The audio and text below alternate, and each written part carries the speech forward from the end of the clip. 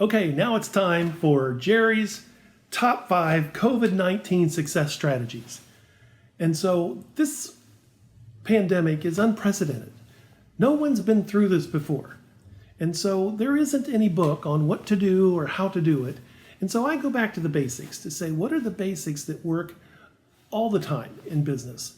And especially in a time that's so challenging and so difficult, when you go back to the basics, those are the things that are going to help you build on a strong foundation and get through this challenge. And it's really part of being a creative entrepreneur and thinking creatively about what you're going to do to move your business forward. And the number one thing is to communicate with your employees.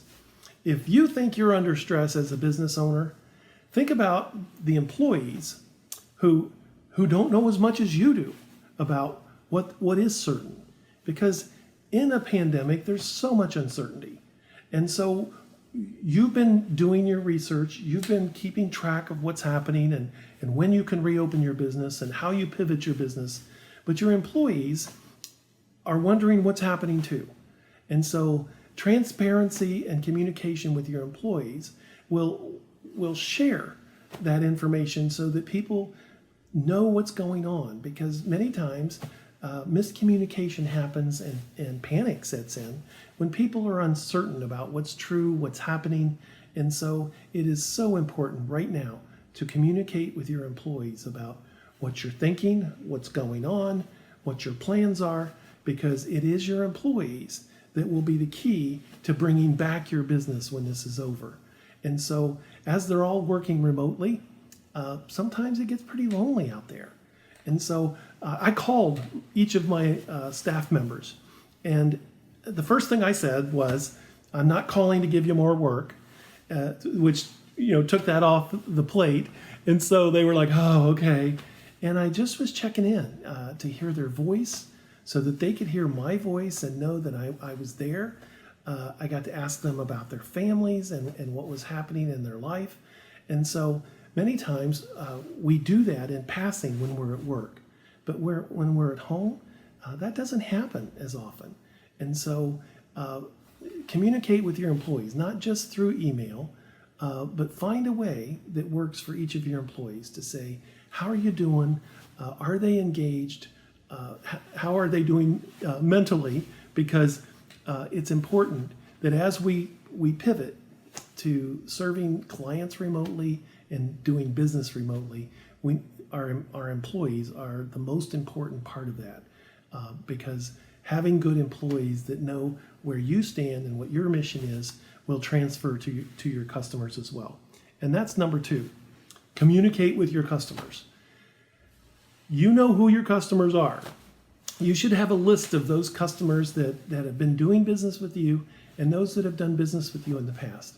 And now, more than ever, is a time to communicate with those customers, because that creates a relationship. That creates a relationship that says, you're important to us. Even if we're doing business differently, many of those businesses have slowed their orders and slowed their processes because of the pandemic. And so sometimes it creates an opportunity for a great conversation about where their business is going and what their business needs might be. And that may help you judge on what kind of services and what kind of products you may need to be offering in the future. Because believe me, business has changed. And so we're going to be doing business in a different way than we've done before. So go through your customer list, communicate with your customers, pick up the phone and call them, email them, send them a flyer, send them a newsletter. Find a way to keep that communication channel open, not only with your employees, but with your customers as well. Number 3 is cut costs. This is a time to look at all your costs and say, how do I reduce the cost of doing business? Many times when we look at profitability, people immediately think of selling more product. And so let's say you needed to make $100. Well, you may have to sell $100 or $1,000 worth of product to have a $100 profit. But if you cut your expenses $100, that drops immediately to your bottom line. That becomes immediately profit or money that you can spend. And so in my businesses, I usually look at monthly, taking a section of my expenses and reviewing it.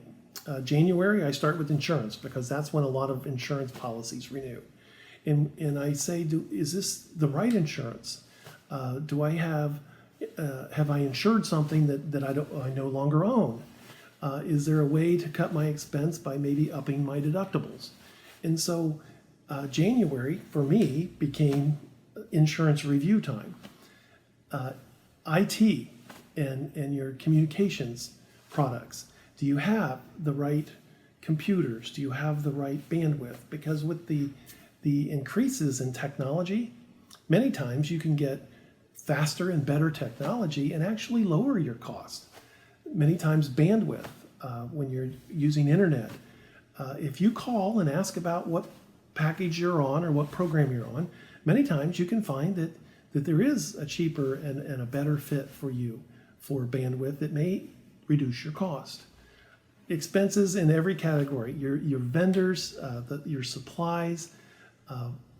We had all of our people call each of our vendors at one point and said, is there anything that we can do that we could reduce our costs 5%? And some vendors said, well, sure, you're a good customer, you pay on time, we'll offer you a discount. Others said, well, if you ordered in a bigger quantity, we could offer a discount. And we found that there were several places where we cut our expenses on our supplies about 5%, which calculates to a lot of money in your pocket. And cutting expenses is the fastest way to do that. Your cell phone bills. Research says 90% of the phone bills are wrong. And so whether it's your desk phone or your cell phone, it's worth a call to the phone company to say, I want to review my bill and I want to see what I'm being charged for. Maybe you're being charged for a data plan that you don't use. Maybe you're being charged for international calling that you don't use. And so become diligent in this time about cutting your expenses, because every dollar you cut in expenses drops to your bottom line as part of your profit. And that's something you can do today. You can, well, after this is over. So you can start later. You can pick out an expense category once a week.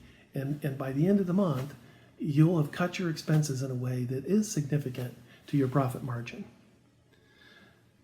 Number 4 is engage and educate. You need to engage people around you. Engage people in your industry.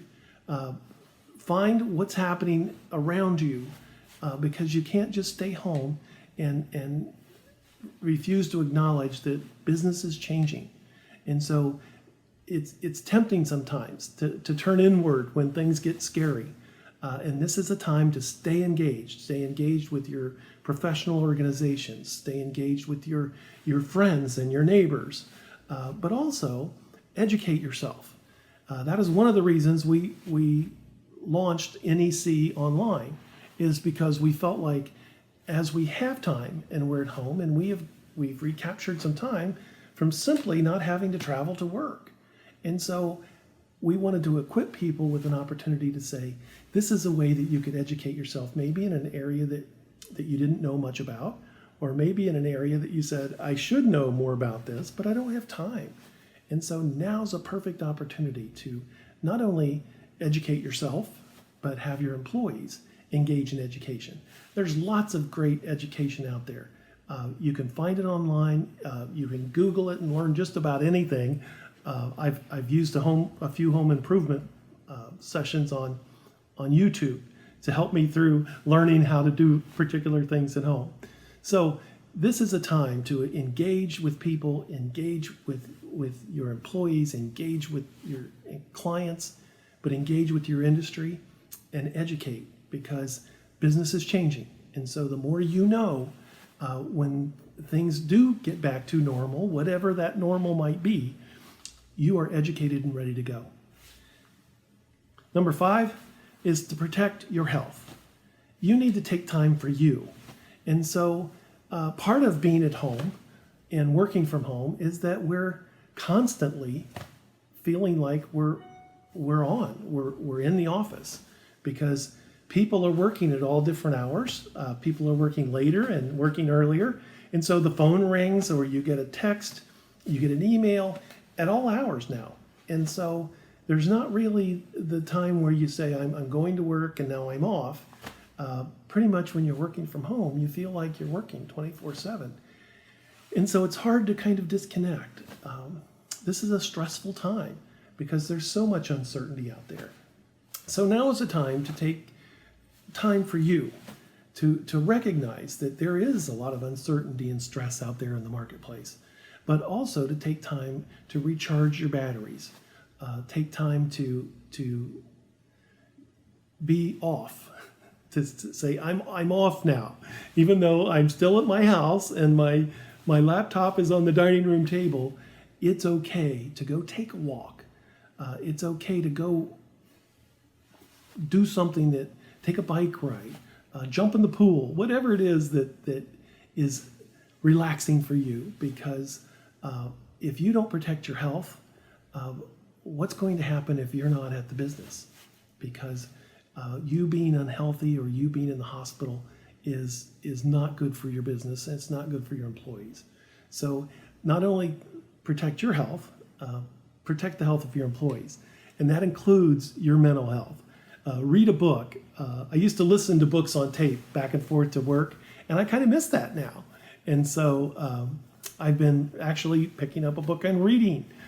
So I'm finding new things to do, to say I need to separate and make sure that I take time for me to recharge, so that you are ready to face another day of Zoom calls and sitting at the dining room table and working throughout the day.